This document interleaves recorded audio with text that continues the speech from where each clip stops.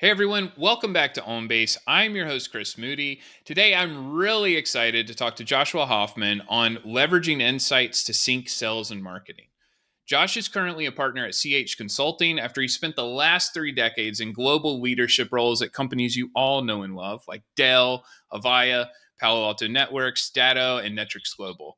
CH Consulting is a team of experts with relevant expertise in sales, marketing transformation, or marketing and transformation. Don't want to conflate the two there, Joshua, and strategy, growth, operational excellence, legal, and more. So, very excited to have you. Thanks for joining the show. Oh, Chris, thanks for having me on. I've been really excited to spend the time with you for all kinds of reasons. One, I love doing these, and hopefully there's a way that I can help others. And two, I love what you and your organization do. And so I think there's a lot of linkage here. And I've been looking forward to spending the time together. Thanks again for having me on. Awesome. Yeah, we're really glad to have you here. And we talked about alignment. This is a challenge that everyone deals with, trying to better align sales and marketing, how technology plays into that. I'd love to get your rundown of some of the common challenges that you're seeing companies face when they talk about aligning. It's a great topic to get into. And interestingly enough, I was literally giving this talk to this collective group of people just a few weeks ago about how you create this alignment and create partnership. And that's the word that always jumps out at me, that this is supposed to be a partnership. When sales and marketing get at odds, which happens in a lot of organizations, and gosh knows I've lived through that a bunch, there has to be a way to bring people back to square. And candidly, I think people get wrapped around too much about who does what, who's wrong, who's not doing a good job, instead of getting into what are the outcomes we need to drive, what are the metrics we're going to focus on, what are we going to do to co-deliver results against those. And that word co is going to show up maybe a lot on this podcast, maybe not, but it shows up a lot in my life. Co-create, co-deliver.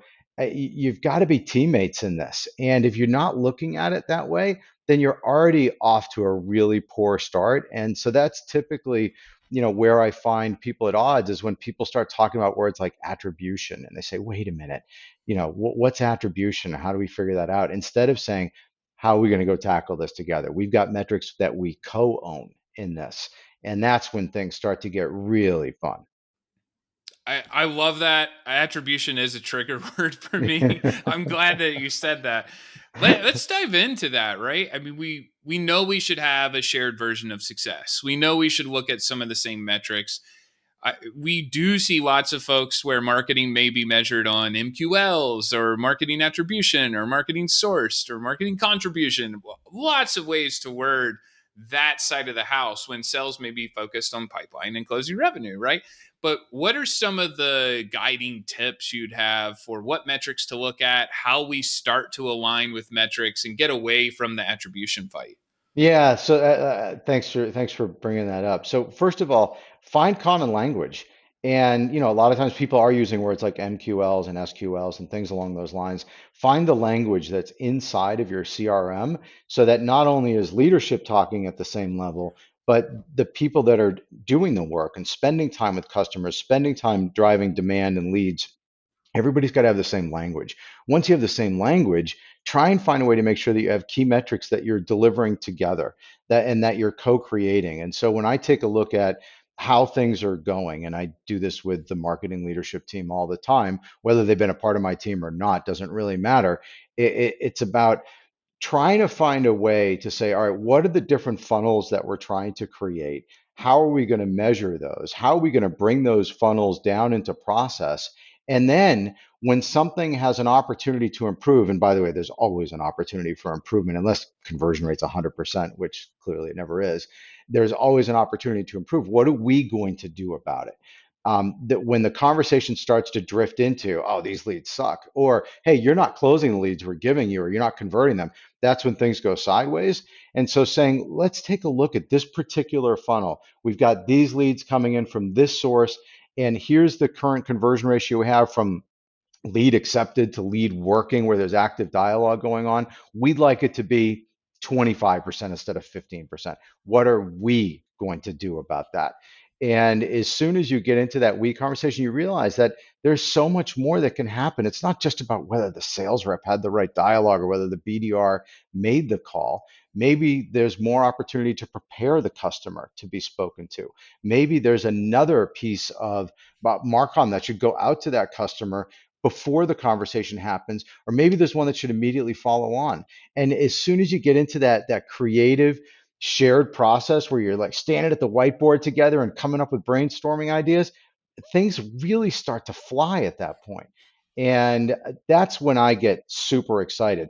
But it does start with common language, making sure you're in the same system together, make sure you're firing off the right outcomes that you agree on, and then agree on what's the opportunity for improvement. What are we going to do to change it? The other thing that I found really matters is the experiential part of it. And when you get your sales team members to sit with your marketing team members and understand what the process really is, not just, oh, the output is a lead.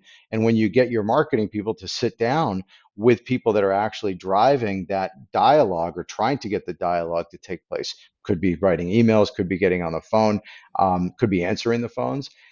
There's a lot of empathy that happens, and that empathy goes a long way too. It's like you read my mind. We just did a messaging training today, and we were talking about our new tone. And one of the key points, it was a whole slide that said empathetic. And we Oh, talked about that. And it was channeling the passion that we have to have for what we're doing.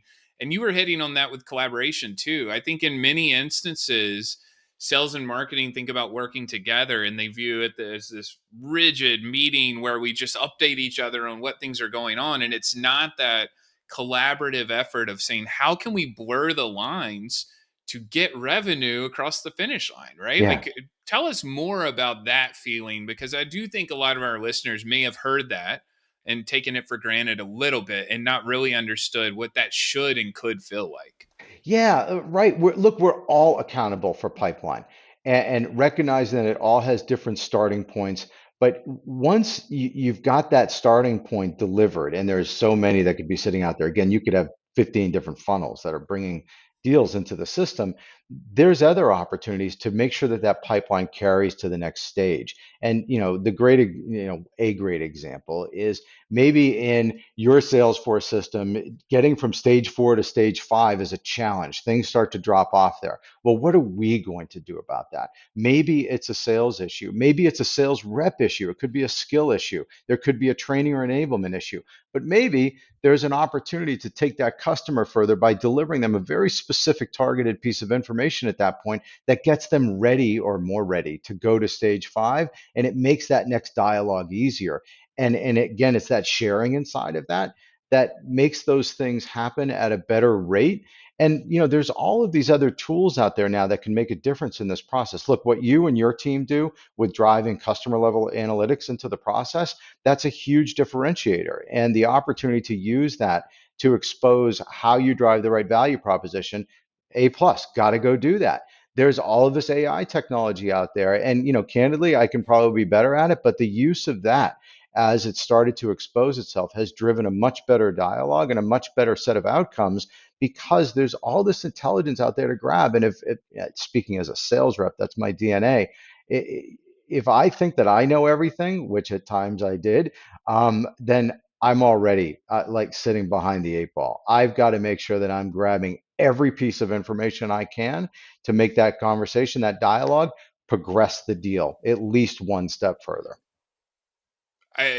Great point. I think a lot of folks consider the data and the analytics as only the initial input, and then it's to say, let's prioritize these because we see this data. But what could you tell us more about the role that you think the data and the behavioral insights and the analytics should play in improving that process and how we should be using some of that information? Because I do think a lot of teams just see it and say, call this person first, and not necessarily acting differently based on what we can know now. Yeah, that you have a great point that you're making here, and so let me add on to it. So first of all, I'm not a methodology guy. So look, I love Challenger, I love value selling, spin, I love Medic, but really I don't love all of any single one of them. I love pieces of each. And so part of it is making sure that the sales team, the people that are interacting with the customer, have a process. And we have to make sure that the marketing team understands what that process is, so that as you're getting into each one of those steps and stages, everybody has a mission. And that mission sometimes, again, is a shared mission. And so the use of analytics, if you go back 10 years ago, maybe even more, analytics was something that showed up at the beginning of the process. Oh, here's the smattering of data about this customer and how they might interact with the product. Sales rep is supposed to internalize that, and then they're off and running. Now, data has this opportunity to reintroduce itself constantly. There's always new data flowing in, there's always updating taking place, there's always fresh information to go grab, because everybody's out there in public. There's somewhere in the world of the internet where AI can grab that information and say, hey, this is a piece of information that may be relevant to how this sale can progress further. And it's only in the sharing of that accountability through sales and marketing that that data becomes relevant to the process. And so I have an expectation of salespeople that they stay up to date on everything that's coming in. I have an expectation of the generation of the data, whether it's through AI, manual levers, or other tools that are sitting out there. For example, the way that you pile analytics into the process, I have an expectation that the marketing team is not stopping at lead generation, that there's more to that. And as those things come together, they can meet at stage 0, at stage 4, at stage 9. They can continue to converge.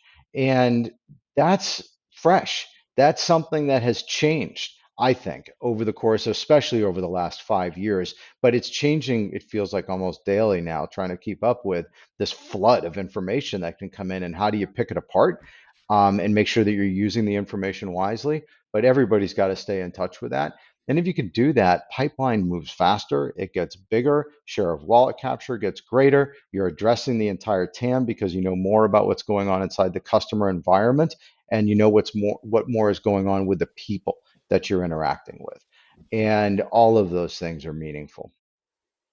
Absolutely. You were hitting on some awesome points there, and I feel like the handoff that existed when we were only focused on leads made it problematic to better align, because it was kind of throwing MQLs over the fence, hope they become SQLs, go close them, champ. Like Yeah. that was the level of involvement and alignment that we had. But now, as we focus more on accounts and buying groups and the collection of all that data, how do you think that's helping sales and marketing to better align?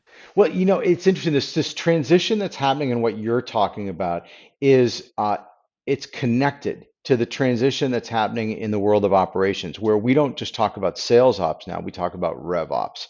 And that connectivity is creating a better environment for dialogue. It's creating better collaboration opportunities where people can come together and share in the ownership and accountability for a metric.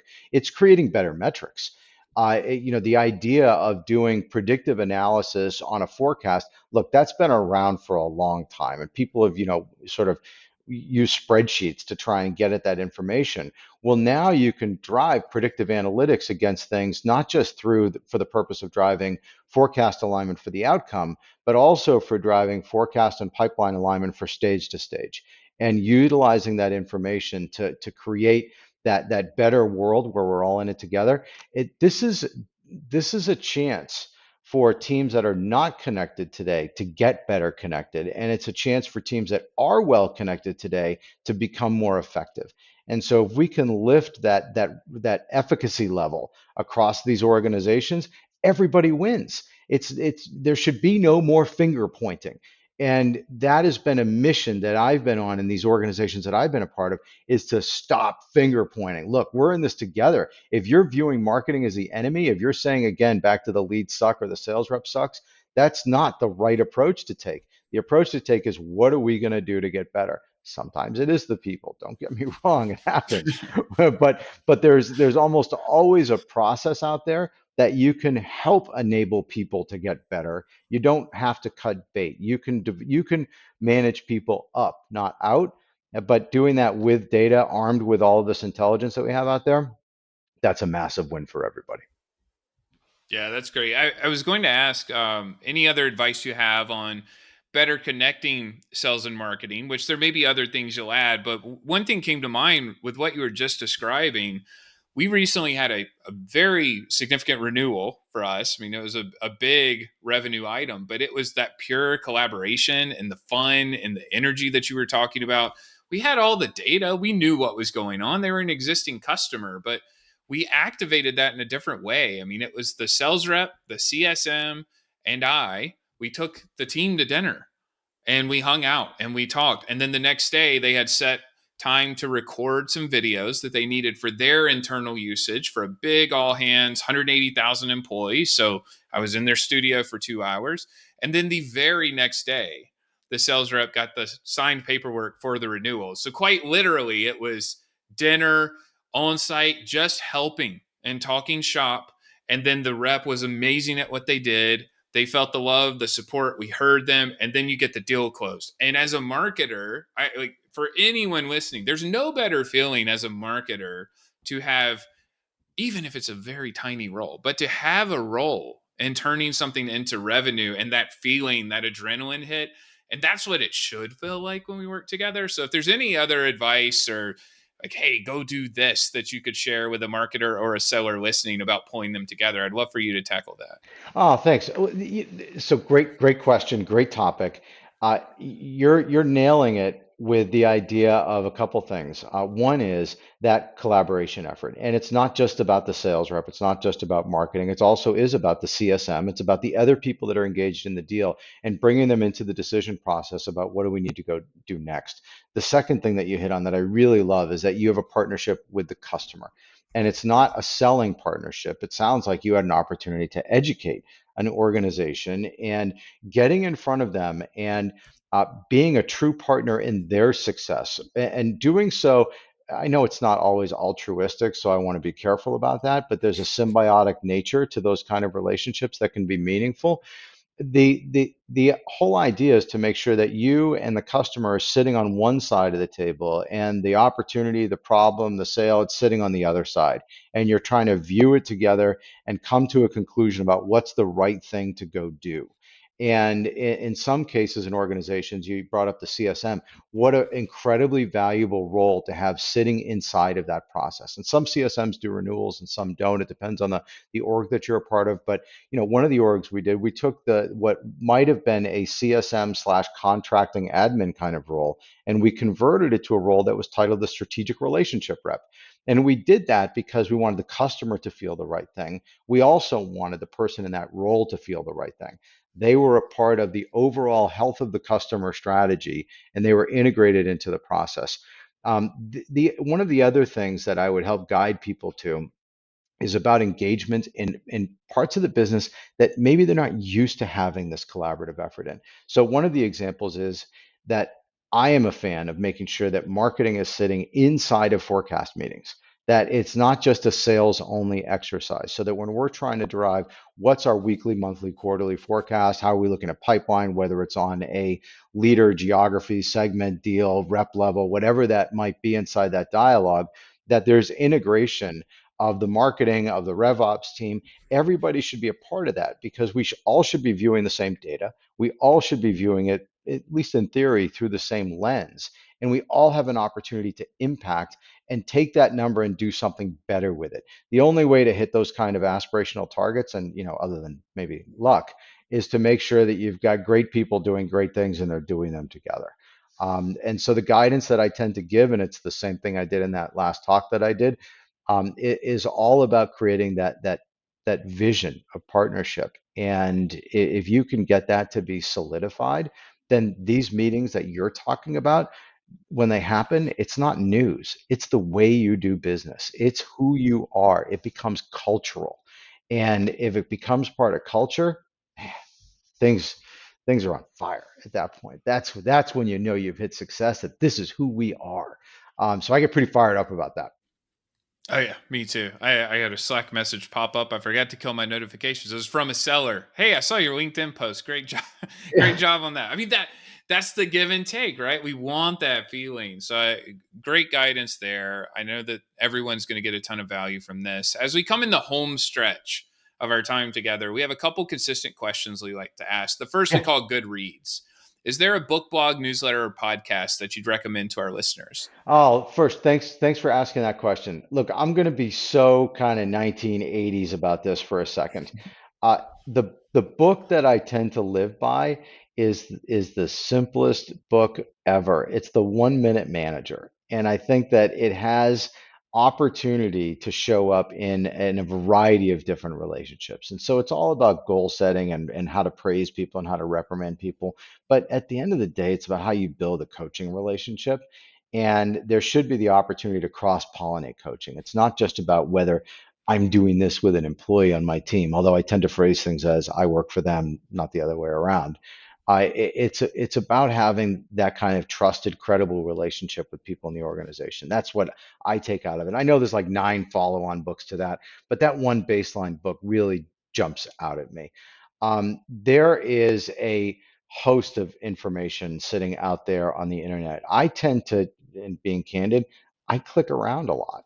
I have joined a couple of different collective groups that have been really helpful because I get to hear many different voices of whether it's customers or partners or operations folks or marketing folks or other CROs sitting out there.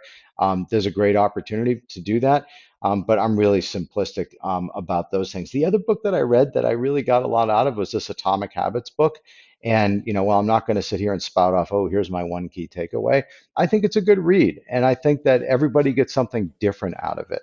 And that's been really helpful to me. How about you, by the way? What are your favorite books or podcasts? Yeah, I was actually going to confess that I have a tab open with 1 Minute Manager.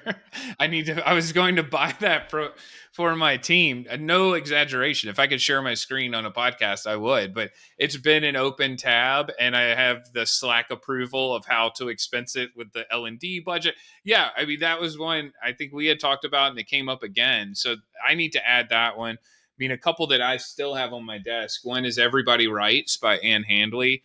I have, I think, 4 copies of that. I feel like every time I go to an event, it's one of the giveaways. It's an amazing book, but it's creating that culture of sharing content and sharing your experiences and that everyone's a writer. So that's one that stays top of mind for me. But we'll definitely add both of those to our list. One last question. Well, we have two. Lightning round, about 30 seconds each. The first, any good people in B2B that inspire you that you recommend we bring on the show? Look, I've been inspired by a lot of leaders in my career. I've been lucky to work with, for, around terrific people. Look, one of my favorite folks out there is Mark Anderson. Mark was my leader at Palo Alto Networks for a handful of years. He spent a lot of time over at Alteryx. He's at Cloudflare now. Look, this guy is a cultural leader. He's a visionary. His core is helping businesses grow. He's somebody that has consistently jumped out at me. When I take a look at other people, by the way, I'm hopefully not going to offend people by not listing them here. And so there's a risk that I have sitting inside of this. I just had this partnership with this guy named Russ Reeder over the course of the last few years over at Netrix. And he was on the board there as a CEO there. When I take a look at the values and the philosophies and the culture that he brings to organizations, it's been really meaningful for me to grow that relationship with him. He's somebody that I would highly recommend to the process. By the way, I have a list of like 20 others, and so for those that I didn't mention, I'm sorry. Hey, you can send me the list. We'll still work on those too. Thanks so much. I mean, we have one final question. Yeah. How can people get in touch with you after the podcast? Thanks for asking. So first of all, the easiest way is LinkedIn. So I tend to be on there on a daily basis. You brought it up before. As a matter of fact, I'm going to add one other piece back to the other conversation. One of the signs that sales and marketing is working well together is that they are reposting and resharing the work that they're each doing because they see value in doing so. So let me pause there for a second on that, but we can leave that behind. But the LinkedIn is the easiest way to get in touch. We do have a website out there. It's chconsultingllc.net. That's maybe the most unsexiest website name ever. But so LinkedIn works great, and it's easy to find me that way. Thanks for asking that question. You're welcome. Joshua, thanks so much for your time. This is great. I really appreciate you having me on, and thanks for what you do. What your organization does adds so much value into the process, and you getting up there and teaching others about what your company does, getting a chance to be in front of customers and prospects and share that knowledge and that opportunity with them. That's really powerful. So I'm really appreciative of you. Thank you. You're very welcome. We appreciate you too. Well, thanks again. Thanks everyone for listening. Thanks.